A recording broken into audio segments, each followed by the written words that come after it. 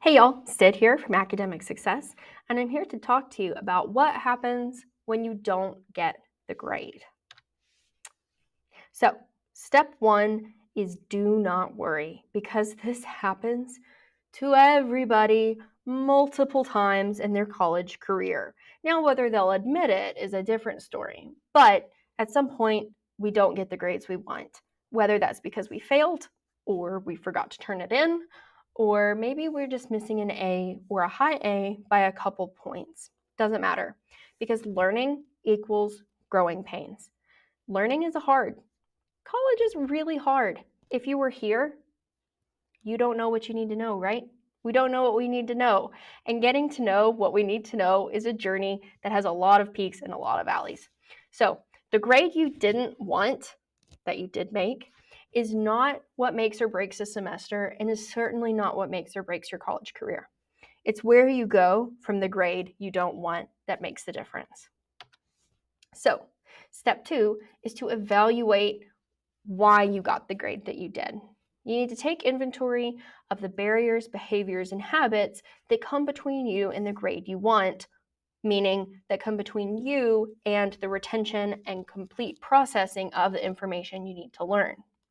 So, some things obviously you totally can't control and nobody expects you to. Some things you totally can control and we expect you to, even if it's hard. And then some things you just kind of got to work around. You maybe can control it a little bit or finagle it this way, cope with it this way, tolerate it in another way. Doesn't matter. All we're doing is doing this crazy thing called life and trying to get a college degree while we're at it. So everyone's coming at this from a place of empathy. I want you to download the inventory in this Canvas module. It is a PDF that is fillable, and yes, it did take me about 8,000 years to make an Acrobat, so I'm sorry if it doesn't work right. But what this does is it gives you an idea of how to categorize the things in your life that come between you and school. Sometimes those things still come first, even before school. And I know maybe that's a little shocking to hear someone who works for the university say, but I'm still a student. I'm in my final year of my PhD, and I'm a mom. Motherhood is a barrier to my academic success. Now, motherhood comes first. I love my little dingus with all of my heart, but she takes up a lot of time, and so does a dissertation. So that's one of the barriers between me and academic success, for example. Now, a behavior that I have that comes between me and academic success is my penchant for watching vampire TV shows on loop all of the time. And well, vampire TV shows don't pay the bills. They pay somebody's bills, not mine. They take mine. But that behavior distracts me and prevents me from getting my things done just because I really like to sit in front of the television and watch the Vampire Diaries.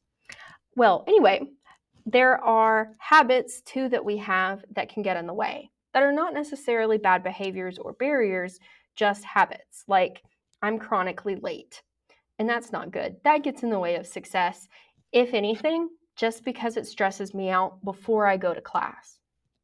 Or maybe I have a bad habit, and yes, I did say bad, of staying up too late because I did watch the Vampire Diaries, and now, but I still have to meet a deadline for my dissertation, right? Some things we can totally control, some things we can't. It's all about working with what you've got where you are. So, step two, evaluate, continued. Once you've taken inventory of those barriers, behaviors, and habits, analyze how these things affect your studying, attention, and wellness.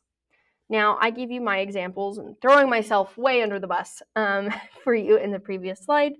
But all of these things, what it can tell you after you've analyzed, will give you an idea of why your grades look the way they do. So, the better your habits are, the better with coping around your barriers you are, the better your grades will be.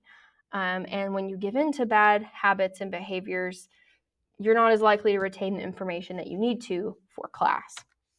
So, step three, setting realistic goals. Work with who you are and how you're doing right now. Some semesters, we have more to give than others, and that's okay. And don't ever hold yourself to a standard of who you've been or who you want to be. because the person that's taking these hard classes this semester is right now you. And you can't work with something or a person that used to exist or doesn't even exist yet. So make small steps that lead to those big goals, because your small steps make the difference, the big difference, because those small steps are what right now you sets and can do right now. And then remember, it's not all or nothing. Those small steps are critical to climbing the entire mountain. Defeat the thought pattern that if you can't sit down and do it immediately, it's not going to happen. Because learning, remember, it's growing pains, man. And you can't sit down and get a degree in a day.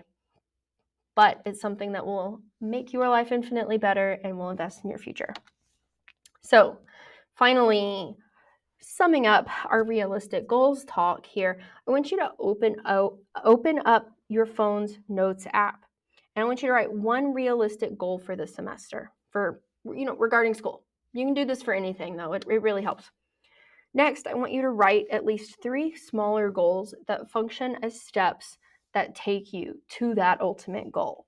Remember, these steps need to consider who you are right now and considering the habits you have, the barriers, and the behaviors that you have. Maybe one of your steps is defeating a bad behavior. Maybe it's working around something you can't control. And then finally, plug those little steps into your phone's calendar and set alarms to make sure you remember to do them.